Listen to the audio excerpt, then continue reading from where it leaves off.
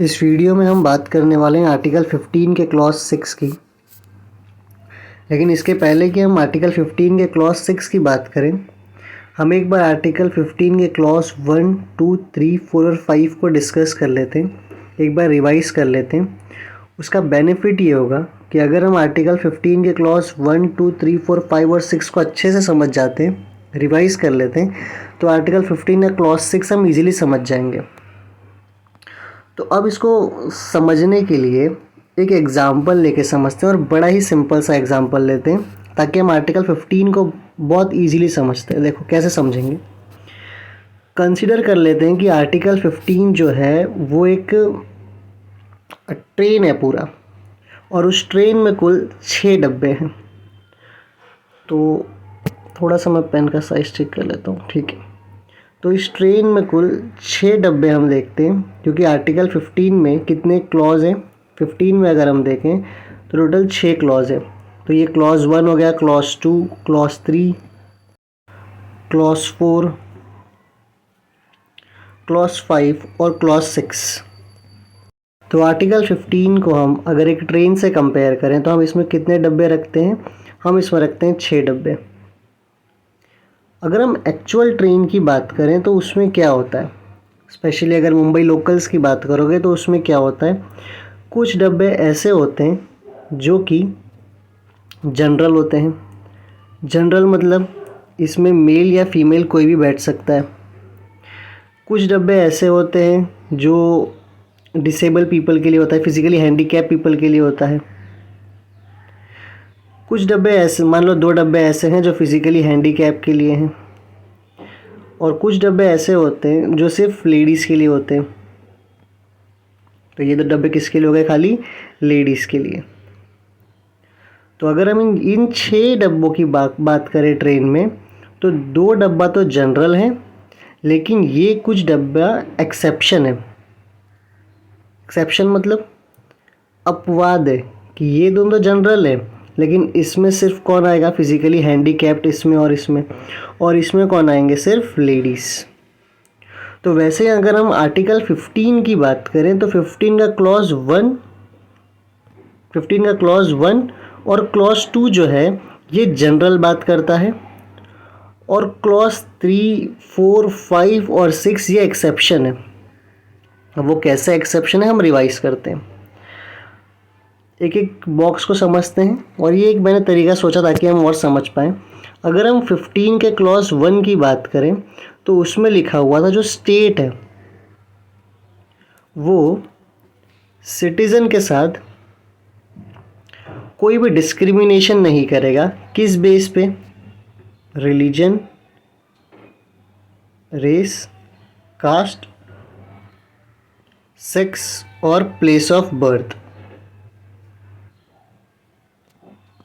तो आर्टिकल 15 का क्लॉज 1 बोलता है कि स्टेट जो है वो सिटीज़न के साथ डिस्क्रिमिनेशन नहीं करेगा। Religion, race, caste, sex, place of birth, और यहाँ पे जो मैंने एक वर्ड को बहुत स्ट्रेस किया था वो था ओनली, कि सिर्फ इनके बेस पे डिस्क्रिमिनेशन नहीं करेगा। और लास्ट में, हाँ ठीक है, और एक और वर्ड जो मैं दिखाई देता हूँ यहाँ पे, अगर देख लेते हैं 15(1) को। 15(1) में क्या लिखा हुआ है? The state shall not discriminate against any citizen on grounds only of religion, race, caste, sex, place of birth और एनी ऑफ देम। इनमें से किसी भी एक के साथ भी, किसी भी एक को यूज़ करके स्टेट जो है वो डिस्क्रिमिनेशन नहीं कर सकता है। ठीक है, तो ये था हमारा 15(1). तो ये तो जनरल हो गया। हमने इसको किस कैटेगरी में रखा है? पहले वाले को, इसको हमने रख दिया जनरल में। और आई होप 15(1) अब आपको समझ में आ गया होगा। अब देखते हैं 15(2).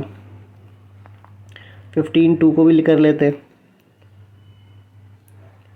15(2) में बोला गया है कि जो सिटीज़न है, सिटीज़न जो है वो आपस में भेदभाव नहीं करेंगे। अब अगर वापस में तुम्हें उस ट्रेन के एग्जाम्पल में लेके आऊँ तो जो पहला डब्बा है, पहला डब्बा बात करता है कि जो स्टेट है वो इसके अंदर जो सिटीज़न बैठे हुए इनके साथ डिस्क्रिमिनेशन नहीं करेगा। किस बेस पे? रिलीजन, रेस, कास्ट, सेक्स और प्लेस ऑफ बर्थ के बेस पे। और जो दूसरा डब्बा है वो बात करता है कि ये जो सिटीज़न अब इसके अंदर ही बैठे हुए हैं, है ना, वो सिटीज़न ही आपस में भी एक दूसरे के साथ भेदभाव करेंगे नहीं, डिस्क्रिमिनेशन करेंगे नहीं। तो आई होप आपको समझ में आ रहा हो। पहला जो है वो स्टेट सिटीज़न के साथ भेदभाव नहीं करेगा 15(1). 15(2) है कि सिटीज़न आपस में भी भेदभाव नहीं करेंगे, डिस्क्रिमिनेशन नहीं करेंगे। और अगर हम इसके आर्टिकल को पूरा पढ़ने की कोशिश करें 15(2), हालांकि हम पढ़ चुके हैं, मैं एक बार बहुत ही फास्ट एक बार से रिवाइज कर देता हूँ। देखो लिखा है, कोई भी citizen religion, race, caste, sex, place of birth के बेस पे कोई भी डिस्क्रिमिनेशन नहीं करेगा। कहाँ पे? शॉप पे, पब्लिक रेस्टोरेंट पे, होटल पे या फिर पब्लिक एंटरटेनमेंट के जगह पे कोई भी सिटीज़न दूसरे सिटीज़न के साथ भेदभाव नहीं करेगा। जैसे कोई मान लो एक शॉप है, ऐसा बोल दिया जाए कि यार ये इंसान इस स्टेट अलग कोई और स्टेट में बॉर्न हुआ है तो ये इस शॉप में नहीं आ सकता, तो ऐसे सिटीज़न भी आपस में भेदभाव नहीं कर सकते। कोई रेस्टोरेंट है, कहीं पे कोई स्टे करने का कोई होटल है, वहाँ पे भी ऐसा नहीं लिख सकते कि यहाँ पे तुम खाना खाने नहीं आ सकते क्योंकि तुम इस स्टेट के हो, तुम यहाँ पे बॉर्न हुए हो, स्टेट अगले स्टेट में बॉर्न हुए हो, तो ऐसा भी डिस्क्रिमिनेशन नहीं कर सकते। साथ साथ में अगर कोई ऐसी जगह है जो पूरी की पूरी स्टेट मतलब सरकार ने उसे पैसा लगाया है या थोड़ा ही पैसा लगाया है ना, कोई ऐसा कुआं है, कोई वेल है, कोई टैंक है, कोई बाथिंग घाट है, कोई रोड है या कोई पब्लिक रिसोर्ट की जगह है जो जिसमें होली और पार्शली स्टेट का पैसा लगा है, वहाँ पे भी तुम डिस्क्रिमिनेशन नहीं कर सकते। ठीक है। फॉर एग्जांपल देखो, अगर कोई ऐसा वेल कोई कुआं तुमने अपने घर बनाया है और कोई बाहरी आदमी उसे पानी पीने आ रहा है, क्या तुम उसको रोक सकते हो? तुम उसे रोक सकते हो। क्यों रोक सकते हो? क्योंकि वो तुमने खुद ने बनाया है, वो स्टेट के फंड से बना नहीं है। तो यहाँ पे स्पेसिफिकली लिखा हुआ है कि अगर स्टेट फंड लगा है उसमें थोड़ा या पूरा, तब उसको तुम रोक सकते नहीं हो। तुमने खुद ने बनाया तो भाई वो अलग बात है, तुम अपने घर के पर्पस के लिए बनाए हो। तो आई होप 15(2) भी आपको समझ में आया होगा। तो वापस से अगर हम अपने वही बॉक्स के तहत चलते रहें तो काफ़ी नीचे तक आ गए ना, कोई बात नहीं। देखो तो पहले वाले बॉक्स में तो पहले वाले बॉक्स में ये था कि जो स्टेट है वो सिटीज़न का डिस्क्रिमिनेशन नहीं करेगा। दूसरे वाले ट्रेन के डब्बे में कि भाई सिटीज़न अंदर बैठे हुए हैं वो भी आपस में भेदभाव करेंगे नहीं। और मैंने बोला था कि ये दोनों हम कैसा रखते हैं, जनरल डब्बा रखते हैं।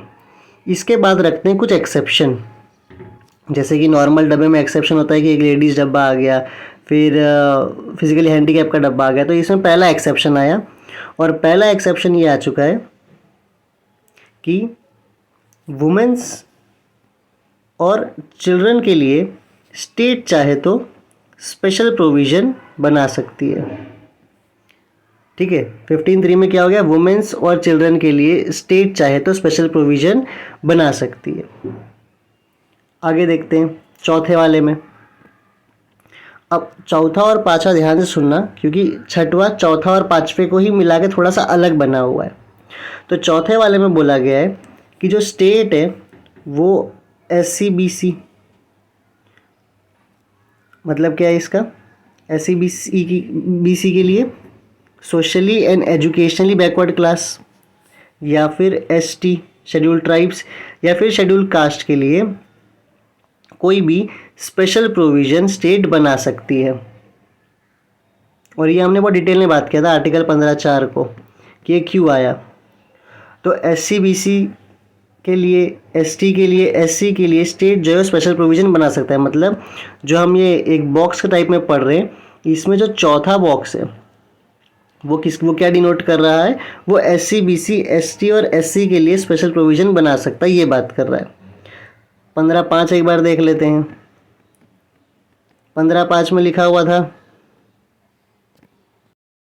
कि सोशली या एजुकेशनली बैकवर्ड क्लास हो या फिर ST हो, SC हो, इनके एडमिशन के लिए चाहे वो प्राइवेट इंस्टीट्यूशन हो, एडेड हो या अनएडेड हो, वहाँ पे सरकार जो है, जो स्टेट जो है, वो स्पेशल प्रोविज़न बना सकती है। ठीक है। ये सब हम पढ़ चुके हैं, मैं रिवाइज करवा रहा हूँ। और अगर अब 15(6) की बात करें, जो आज हमको पढ़ना भी है, 15(6) में लिखा हुआ है कि अगर स्टेट चाहे तो इकोनॉमिकली वीकर सेक्शन के लिए कोई भी स्पेशल प्रोविज़न बना सकती है। अब देखो, इसके पहले वाले आर्टिकल्स में 15(4) और 15(5) में सोशली और एजुकेशनली बैकवर्ड क्लास की बात हुई थी, एसटी और एससी की बात हुई थी। लेकिन समाज में ऐसे भी जनरल कैटेगरी में भी ऐसे लोग हैं जिनके पास बहुत पैसा नहीं है, तो उनके लिए भी स्टेट कोई स्पेशल प्रोविज़न कोई रिजर्वेशन कर सकती है। ठीक है, और ये जो इकोनॉमिकल वीकर सेक्शन होंगे वो इनमें से नहीं होते, वो लिखा हुआ है, हम पढ़ेंगे कि ये जो इकोनॉमिकल वीकर सेक्शन है किस कैटेगरी से आएंगे, ये आएंगे जनरल कैटेगरी से। तो जो भी इकोनॉमिकल वीकर सेक्शन है इनकी बात इसमें हम नहीं करेंगे 15(6) में। जो economical weaker section general category के, उनके लिए स्टेट स्पेशल प्रोविज़न कर सकती है, ये लिखा हुआ है 15(6) के पार्ट ए में। और पार्ट बी में लिखा हुआ है कि इकोनॉमिकल वीकर सेक्शंस के लिए स्टेट जो है वो एडमिशन के लिए, चाहे है ना, एडमिशन के लिए एजुकेशन इंस्टीट्यूशन में एडमिशन के लिए, चाहे वो प्राइवेट हो, एडेड हो या अनएडेड हो, वहाँ पे वो स्पेशल प्रोविज़न मतलब रिजर्वेशन कर सकती है। अब मैं एक बार लास्ट में जो हमने ये पढ़ा इसको रिवाइज कराता हूँ ताकि थोड़ा सा तुम्हें समझ आए कि हम बात क्या कर रहे हैं। देखो, आर्टिकल 15(4) अगर हम बात करते हैं ना आर्टिकल 15(4) और 15(5) की, 15 क्लॉज 4 और 15 क्लॉज 5 की, तो इसमें हम बात करते हैं सोशली और एजुकेशनली बैकवर्ड क्लास। फिर हम बात करते हैं शेड्यूल ट्राइब्स और शेड्यूल कास्ट की। लेकिन जनरल कैटेगरी में जो लोग आते हैं उनमें भी तो कई लोग के पास पैसा नहीं है, तो उनके लिए रिजर्वेशन किस में लाया गया है, उनके लिए रिजर्वेशन लाया गया है आर्टिकल 15 क्लॉज 6 में। 15 क्लॉज 6 में बोला गया है, ए में पार्ट ए में बोला गया है कि स्टेट चाहे तो इकोनॉमिकली वीकर सेक्शन के लिए स्पेशल प्रोविज़न बना सकती है। और पार्ट बी में बोला गया है, 15 क्लॉज 6 के बी में बोला गया है कि स्टेट चाहे तो एजुकेशन इंस्टीट्यूशन में स्पेशल प्रोविज़न बना सकती है। कौन से एजुकेशन इंस्टीट्यूशन, चाहे वो प्राइवेट हो, चाहे वो एडेड हो, चाहे वो अनएडेड हो, है ना। एडेड अनएडेड मतलब क्या होता है कि जहाँ पे सरकार ने पैसा दिया है वो एडेड, जहाँ सरकार का पैसा नहीं लगा है वो अनएडेड। ठीक है, हाँ। 15(5) में भी लिखा हुआ था कि कहाँ पे नहीं कर सकती, माइनॉरिटी इंस्टीट्यूशंस में। 15(6) में भी लिखा हुआ है कहाँ पे नहीं कर सकती, माइनॉरिटी इंस्टीट्यूशंस में सीट को रिजर्व नहीं कर सकती स्टेट। एक और बात जो लिखा हुआ है, जो थोड़ा सा एकदम ही क्लियर कर देता हूँ 15(6) को। 15(6) में अब तक समझ चुके हो कि स्टेट इकोनॉमिकल वीकर सेक्शन के लिए स्पेशल प्रोविज़न बना सकती है, ये ए में लिखा था। और बी में लिखा था कि इकोनॉमिकल वीकर सेक्शन के लिए एडमिशन एजुकेशन इंस्टीट्यूशंस के लिए, चाहे वो प्राइवेट हो, एडेड हो या अनएडेड हो, स्पेशल प्रोविज़न बना सकती है। और ये काम करने के टाइम स्टेट को आर्टिकल 15, आर्टिकल 19(1)(g और साथ साथ में आर्टिकल 29(2) रोक सकती नहीं है। तो देखो, अब मैं इसको कवर करता हूँ अच्छे से कि आर्टिकल 15 क्लॉज 6 में लिखा हुआ है कि आर्टिकल 15, आर्टिकल 19(1)(g, आर्टिकल 29(2), ये कोई भी आर्टिकल स्टेट को नहीं रोक सकती इकोनॉमिकल वीकर सेक्शंस के लिए। और क्या ये economical weaker sections socially educational backward class से आएंगे या ST SC से आएंगे? तो वो नहीं आएंगे। मतलब क्लॉज 15 का क्लॉज 4 और 15 क्लॉज 5 में जो लोग आ चुके हैं उनको हटा के जो जनरल कैटेगरी से इकोनॉमिकल वीकर सेक्शन आने वाले हैं उनके लिए ये लोग स्पेशल प्रोविज़न बना सकते हैं। क्लॉज ए में लिखा है, 15 क्लॉज 6 के ए में लिखा है, और 15 क्लॉज 6 के बी में लिखा हुआ है कि एजुकेशन इंस्टीट्यूशंस में वो लोग स्पेशल प्रोविज़न बना सकते हैं, चाहे वो प्राइवेट हो, एडेड हो या अनएडेड हो। बस जो माइनॉरिटी वाला है वहाँ पे नहीं कर सकते, माइनॉरिटी इंस्टीट्यूशंस में नहीं कर सकते। अब एक बार हम इसे रीड कर लेते हैं। देखो, नथिंग इन दिस आर्टिकल, मतलब आर्टिकल 15 में नथिंग इन दिस आर्टिकल का मतलब क्या है, हम पढ़ रहे हैं आर्टिकल 15 क्लॉज 6। अच्छा, एक और बात, आर्टिकल 15 क्लॉज 6 कब ऐड किया गया था? वो ऐड किया गया था 103rd कॉन्स्टिट्यूशनल अमेंडमेंट से। कब ऐड किया गया था? 103rd कॉन्स्टिट्यूशनल अमेंडमेंट से। ठीक है, अब देखते हैं। और वो कब था? 2018 में। हाँ ठीक है, 2019। ठीक है, 103rd कॉन्स्टिट्यूशनल अमेंडमेंट 2019 में इसको क्या किया गया था? कॉन्स्टिट्यूशन में ऐड किया गया था। अब पढ़ के देखते हैं। आर्टिकल 15 क्लॉज 6 क्या बोलता है? नथिंग इन दिस आर्टिकल, मतलब आर्टिकल 15 की बात कर रहा है। और क्लॉज डी ऑफ क्लॉज 1 और sub clause D of clause 19 और क्लॉज 2 ऑफ 29, मतलब जो मैंने बात किया कि आर्टिकल 15, आर्टिकल 19 एक जी और साथ साथ में आर्टिकल 29 का क्लॉज 2, ये स्टेट को रोक नहीं सकता। प्रिवेंट करना मतलब रोक नहीं सकता। क्या करने से नहीं रोक सकता? कोई भी स्पेशल प्रोविज़न बनाने के लिए। किसके एडवांसमेंट के लिए? एडवांसमेंट मतलब उन्नति, किसको आगे बढ़ाने के लिए? इकोनॉमिकली वीकर सेक्शंस को आगे बढ़ाने के लिए। ठीक है, other than the classes of mention in clause 4 and clause 5। तो जो हमने क्लॉज 4 और क्लॉज 5 में किस किस क्लास की बात की थी? सोशली और educational backward class, schedule caste, schedule tribes. उनके अलावा जो जनरल क्लास में जो इकोनॉमिकल और वीकर सेक्शन आते हैं, उनके लिए भी सरकार स्पेशल प्रोविज़न बना सकती है। और आर्टिकल 15, आर्टिकल 19 एक जी और आर्टिकल 29 क्लॉज 2 स्टेट को रोक सकती नहीं है। तो ये हम पहले डिस्कस कर चुके हैं। साथ साथ में वापस से लिखा हुआ है कि एनी स्पेशल प्रोविज़न, कोई भी स्पेशल प्रोविज़न एडवांसमेंट मतलब उन्नति आगे बढ़ाने के लिए, किसको? इकोनॉमिकल वीकर सेक्शन को। अदर देन, कौन other than? Mention in clause 4 and clause 5, मतलब उनको छोड़ के, SC BC को और ST को और SC को, उनको छोड़ के, in so far a special provision related to their admission. तो इकोनॉमिकल वीकर सेक्शन के एडमिशन के लिए, कहाँ एडमिशन? एजुकेशन इंस्टीट्यूशन में एडमिशन के लिए, चाहे वो प्राइवेट ही क्यों ना हो, प्राइवेट एजुकेशन इंस्टीट्यूशन हो, है ना, प्राइवेट एजुकेशन इंस्टीट्यूशन हो, या तो एडेड हो या अनएडेड हो, मतलब स्टेट ने पैसा दिया हो या ना दिया हो, ये लोग स्पेशल प्रोविज़न, स्टेट जो है स्पेशल प्रोविज़न बना सकती है। किसको छोड़ के? माइनॉरिटी एजुकेशन इंस्टीट्यूशन को छोड़ के। और माइनॉरिटी एजुकेशन इंस्टीट्यूशन की बात कहाँ की गई है? आर्टिकल 30 में। तो यहाँ पे थोड़ा सा डिफ़िकल्ट लग रहा होगा समझने के लिए, लेकिन हमने पहले ही इसको बहुत समझ लिया था, बहुत सिंपल है। एक लास्ट बार मैं डिस्कस कर लेता हूँ ताकि कुछ डाउट ना रहे।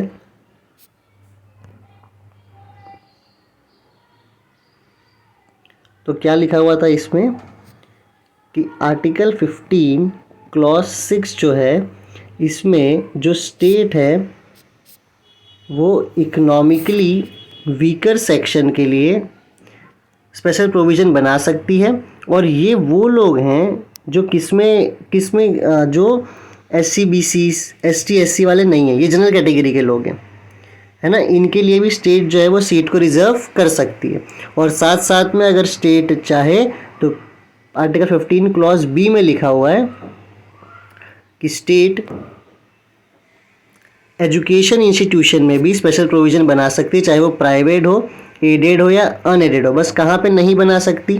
तो वो नहीं बना सकती माइनॉरिटी इंस्टीट्यूशंस में। तो आई होप हमने इतनी बार इसको अभी पढ़ लिया, स्टार्टिंग से ही बार बार अलग अलग तरीके से। आपको आर्टिकल 15 के सारे क्लॉजेस भी समझ में आ गए होंगे। अब नेक्स्ट वीडियो में हम मिलेंगे आर्टिकल 16 के साथ। Thank you.